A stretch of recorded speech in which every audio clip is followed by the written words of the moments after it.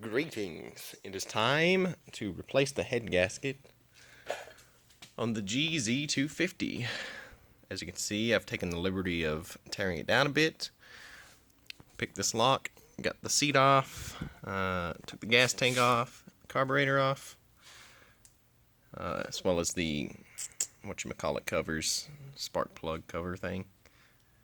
So, we are going to work on getting this torn down. I've never done a head gasket before on anything, so we'll see how it goes. I found a guide online that sort of tells you what bolts to take off and how to get down to the gasket, so I think I will start by possibly lowering the exhaust. I know I'm going to have to take this off, this mount, as well as all this. Pretty much all these bolts have to come out, so let me check my guide and I'll figure out the first step. Okay, so step one is going to be the engine mount. So these 3 bolts right here. I'll just pop them off right fast. Got those off. It was a pain in the ass. Right, next up is this one, and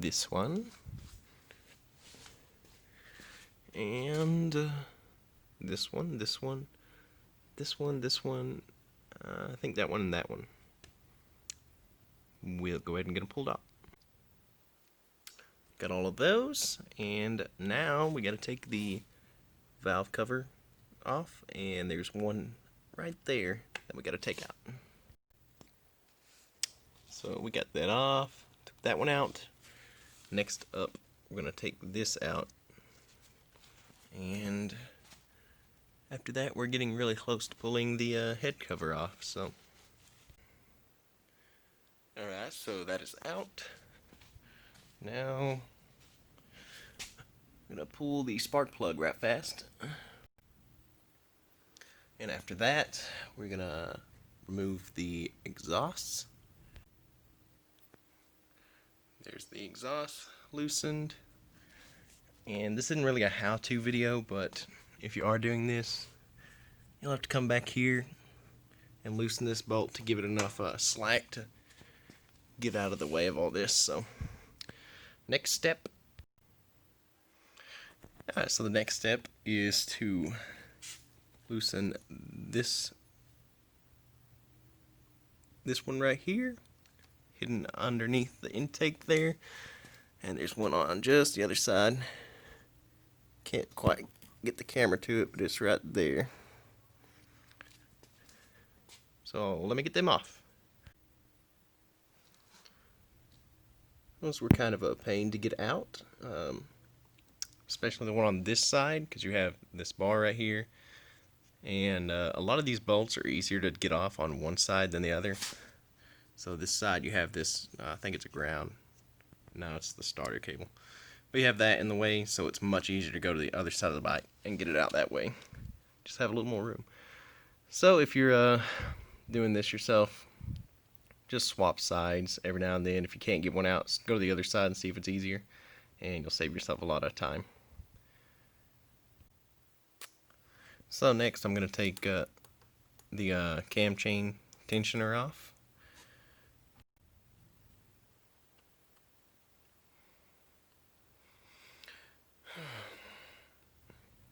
See, someone has been in the head before because there's RTV on here. It made this piece right here really hard to get out, which RTV's fine, but you gotta do it right. They got it all over that piece right there. You can see I kind of scraped it up trying to just get it out because it was freaking glued in with RTV.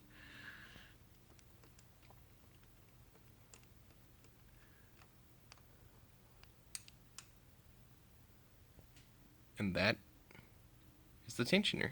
Got a nice golden color to it. Next, I think we should be ready to take this sucker off. Possibly. Yep. Who knows? Let me try. And it is off. Engine looks pretty clean in there. Baby little timing chain, or whatever you call it. Valve thingamajigs look good. Next step is to take off. There's 4 bolts. Got 2 here. One's right above my finger over there, and then the other's over there. And then we should be able to pull the head off. So we'll see. Alright, gentlemen, I am back. I have my belly full of pizza now. So I'm going to pick up where I left off, which is, I believe next we're going to get this chain off of the thingamajigga and get the thingamajig off of there.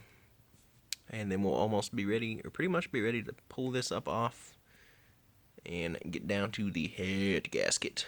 Anyway, let's do it. Alright, so this is the point we're at now.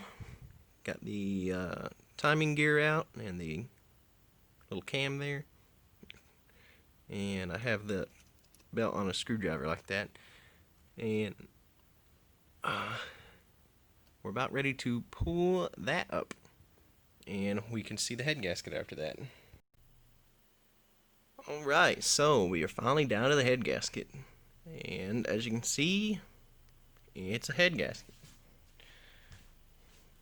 You can see where all this shit was blown out of it. So we'll take it off and we'll go get it some better lighting and see if we can see any kind of failure point, or maybe it just wasn't, who knows. Let's have a look at it. So right here was where it was failing. You can see some like little scorch marks. Let's peel them apart if I can. Damn it. Give me a second. I'll put it up. So this was the area it was leaking in. And you can see these layers are like flat. This one up here has some like something going on. I'm kind of worried because this doesn't look too bad, so hopefully our new gasket fixes our issue, which we will go put on right now. Alright, so I put the new gasket on there, and I'm in the process of putting it all back together. It's just going to be the complete reverse of what I've done so far. I'm going to have some trouble figuring out how to make sure that's in time. The guide does not explain that, so wish me luck on that. You should see it all done, hopefully right now. So it's the next day. I finally put the valve cover on, and I used RTV to make the gasket, so I had to leave it here for the night. It's been about 24 hours exactly, and I have to just go around and tighten all these bolts now. As far as putting it in time, which I think I was talking about in the last clip, the cam right here had 2 timing marks on it, and you can see I spilled a bunch of oil. This peephole right here, you can look in there and see a mark on the crankshaft. You get that lined up, and then you go and line the cam up. So it's actually pretty easy to get in time. It's nice because the rockers are off while you have the valve cover off. So it's real. You don't have to worry about spinning the crank and like tearing something up when the top isn't in time or whatever. So the reason I got all this freaking oil everywhere is because I took this cover off here and there was way too much oil in it, and this is actually, from the smell of it, oil and gas. So at some point someone left the gas valve on, and what happens is it leaks down through the carb into the cylinder, through the cylinder and down into the case. So technically right now this thing is still overfilled. It's just got gas oil in it.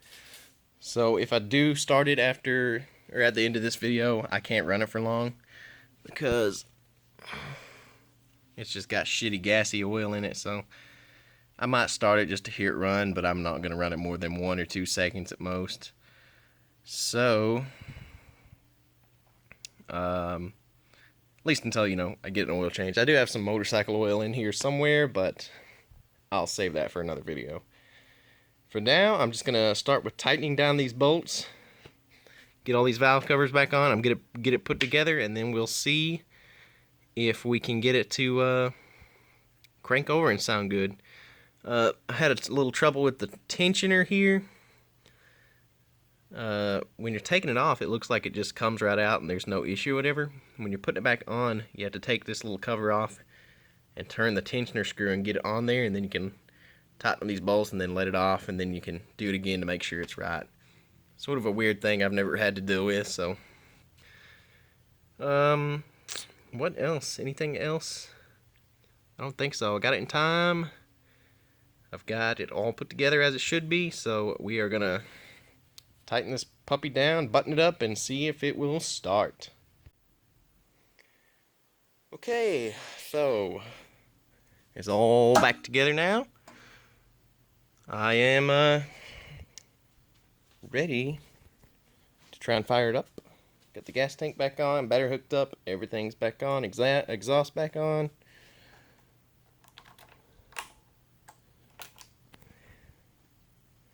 Let's give it a shot.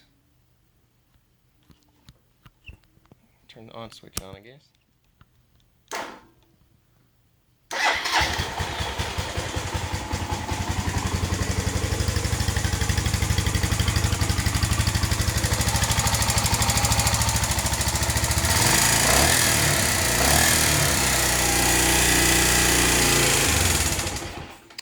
All right, yes. Job well done. It actually revs now. Sounds freaking great. Just got to get it an oil change. Next video will probably be the test drive. Thanks for sticking through me with this one. That